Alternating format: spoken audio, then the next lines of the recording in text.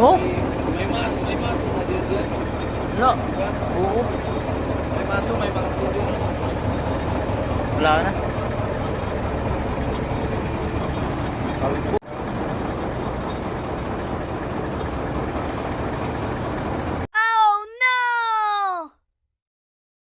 Magandang gabi nga pala mga kabady.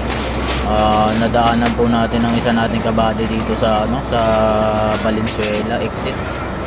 Papunta po siya ng Maisan. Ayan po yung atin sa unahan. Mga kabady, ayan po, naputulan po siya ng mga kabady. Ng isdat kala namin mga kabady, mga kabady. Kala namin naplatan lang siya. Hinila-hila ako ng aking helper para makatulong, para mabaklas kaagad yung gulong. Subalit ayan po pala yung nakita namin. Wala na pala siyang stud sa loob. Dalawa na lang po pala nakakabit sa kanya. Ay mga buddy, bilis-bilis nga po pagtanggal ng aking helper ng gulong.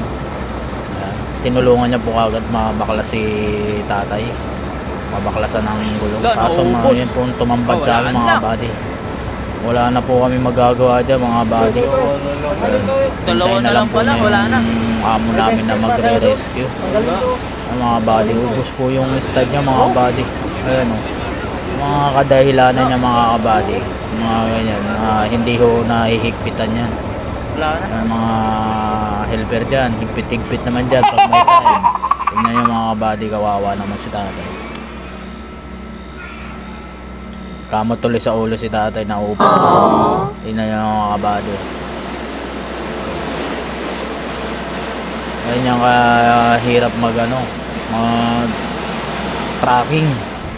Pero tiis lang para sa pamilya mga kabady. Tingnan nyo naman mga kabady. Ayan. Wala talagang magagawa bali. Kaya iniwanan na lang namin si tatay.